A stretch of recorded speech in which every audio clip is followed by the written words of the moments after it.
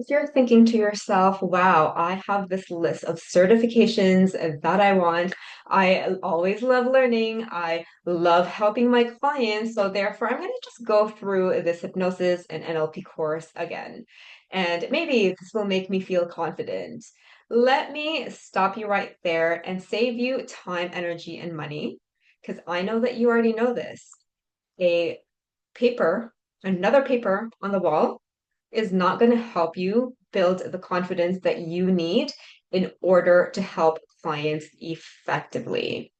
So, how I like to coach people and practitioners with regard to what certifications or what kind of extra learning they want is to first ask them, what is your goal? Why? Why are you doing this? And think about that. Why are you doing this? And if your answer is, I don't know, it's because it's there, red flag right there, okay? Use your critical thinking skills, please. I can't tell you the number of practitioners where I ask them why they want to learn something and go through another certification, and they can't tell me why. Please help yourself and use your critical thinking skills in order for you to actually make a good impact on yourself and your future clients and current clients. Why? What is the skill that you want to learn specifically? Okay.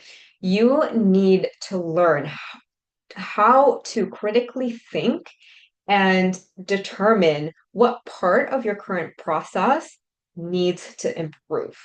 Okay. You can't fix something you don't understand, right? And you know this.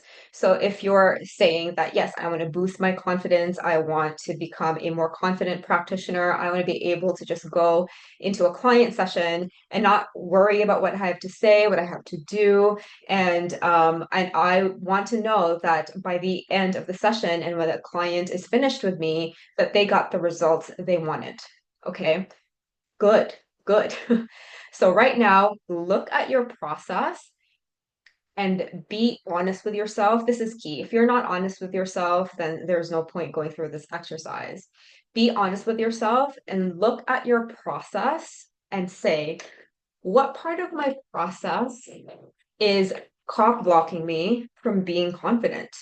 Like, what is it about my process? Like, everything from prep, from start to finish, to afterwards, to how you feel as you're doing it, all of these things. You want to shine a spotlight on those things so that you can see which skill set you need.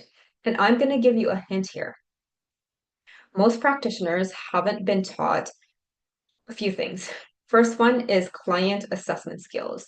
You know what to do in a session. You've learned the induction, deepener, suggestibility. You have all that thick ass binder that NLP schools teach you that take up way too much real estate in your brain that you shut down and don't even want to do it. You know what to do. But when a client actually comes in, you try some of the things out and it doesn't work for them, it doesn't click for them, you don't know what to do.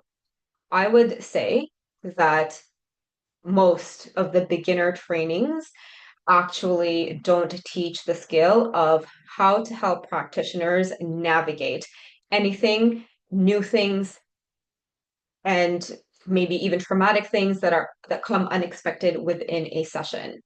So is it that?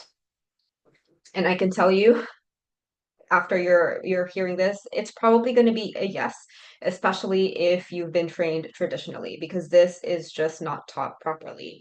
This is why this is the main skill that I'm really, really good at teaching because I come from a clinical background and I can immediately assess clients and use my intuition and critical thinking skills right away. And I can teach it very well so that my students can immediately go through one of my trainings and use it immediately with our clients and get results the same day.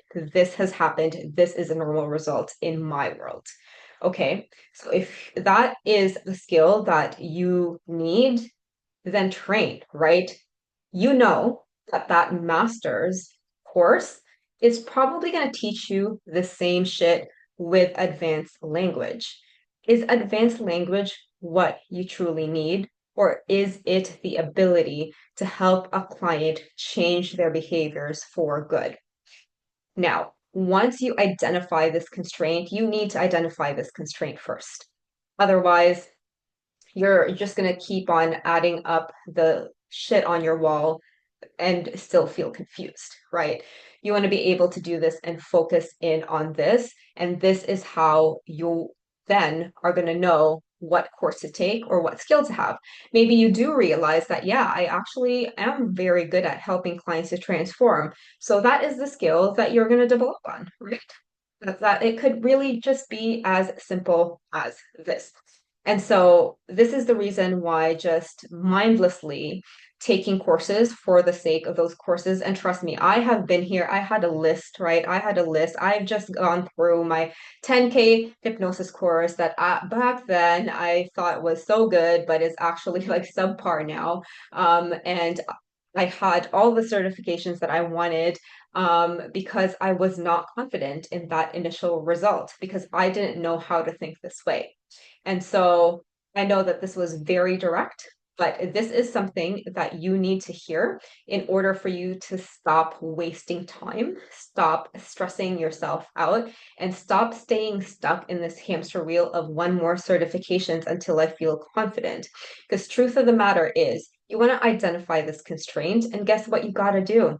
You got to take action on that skill, right? Confidence doesn't come before, it comes after competence, right? And so once you become competent in that skill, your confidence will naturally just flow, right? Me continuing to hone in and master the skill of teaching my method of hypnotic questioning and somatic practices and now newer things.